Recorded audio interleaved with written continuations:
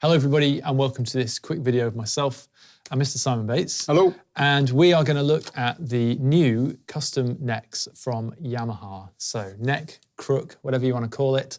There are three models to choose from. There's the C1, the E1 and the V1. Now, obviously, they don't look any different, especially when you get them all in the same finish like we've got here. But there are differences internally, and they will then affect the sound. Mm-hmm. So from the point of view of a playing side of things, the C1 has the narrowest taper. So it's a very gradual taper down into the neck. And what that means generally, Simon will confirm or not, is that you tend to get a more solid centered sound, which is very easily controllable intonation-wise and everything else. Yeah. And on tenor, that might give it some nice depth perhaps as well. From a tech point of view, then you move to the E1, which is slightly more open in the taper. Not that you would see to the eye, but from a measurement point of view inside. And obviously when you open up the taper or sharpen the acuteness of the taper, it can give a broader sound and it changes the response or the resistance that the player does or doesn't feel. And we'll get into that in a moment. And then the V1 is the widest taper of all three. And we will again get to what that does to the sound when we do the comparison. So maybe Simon, you take it away with the C1 to start with. Okay.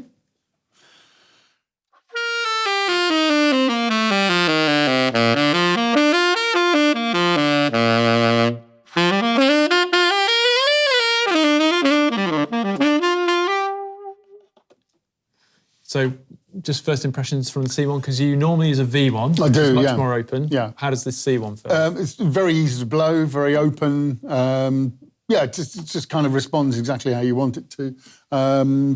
Nice tone. Yeah. Would you say it's fairly rich? It's quite centered, isn't it? I would, yes, yeah. I mean, it's very easy to play. Yeah. Yeah. Okay, cool. Well, let's jump onto the E1. And this is sort of in the middle between the C and the V. And just while Simon tweaks that, it's worth pointing out, obviously it depends very much on what you want and whether you like resistance, no resistance, how experienced you are from a playing point of view. Certainly if you're still advancing, perhaps, or you want a very centered sound, the C1 might be a nice idea. But let's have a little listen to this E1 and see how it changes things.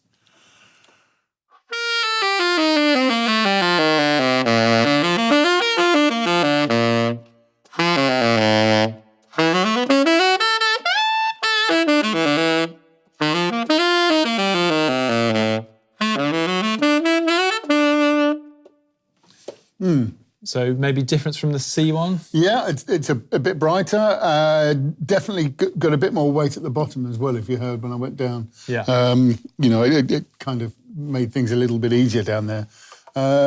It's just a really nice... All-round, open, yeah. Yeah, cool. So maybe if you are doing a bit of everything and you want that sort of medium resistance, medium tone kind of feel, the E1 might be worth a look. And let's jump on to the V, Simon. So the V1 was developed with the new 82Z when they redesigned that about 3 or 4 years ago. And after a lot of prototyping, in fact, some of which we were involved with at Dorks, where the V1 came out on top with all the players from the choice point of view. It kept getting chosen, actually. Yeah. Between different variants, not between these three, but between different variants. That's a great neck. Yeah, Simon's a V1er, so let's see how we go.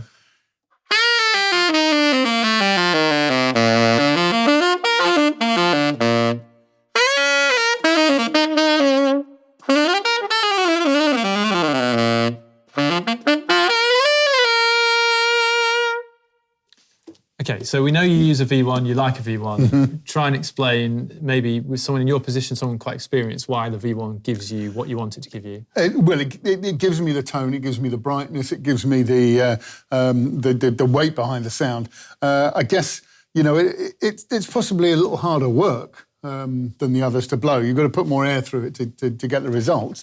But boy, do you get them with the V1. You really, I feel that, this is something that I can push as hard as I want, and it's going to do what I want it to do. So personally, this is the neck I use and love.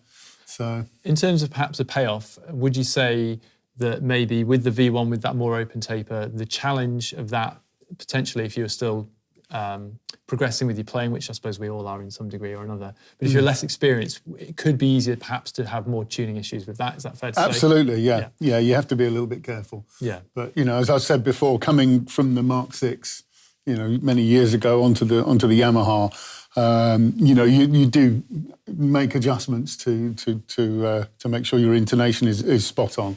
So, you know, I'm not sure whether that would be an issue perhaps for a top professional player, but it might for someone with a little less experience. Yeah, absolutely. So it's one to just think about. And if what we would really encourage you, and I think Simon would probably agree, is that testing them out is the way to find what works best for you. Indeed, yeah. And we keep stock of the V1, the E1 and the C1, and they're available in different finishes and materials. And we've done a separate video about that with gold plate, solid silver, silver plate and lacquer.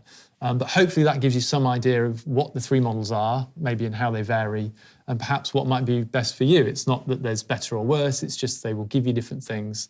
So it's good to have some concept in your mind, isn't it, of what I want absolutely, of course. sound to be. Yeah, you know? yeah. And changing the neck is one way to upgrade and change your sound. Just from a technical point of view, we've mentioned they do the alto one, and there's another video on those, but they will fit any Yamaha from the 480 model upwards. So that's 480, 62, 82, 875. It may work with other brands, but we don't commonly recommend that intermingling, shall we say, simply because the tuning scale is balanced in these to fit the tube on the Yamaha. And if your brand has a different bore shape and size, it will give you other problems. But maybe, Simon, give us a little bit more with the V1, as that's your weapon of choice.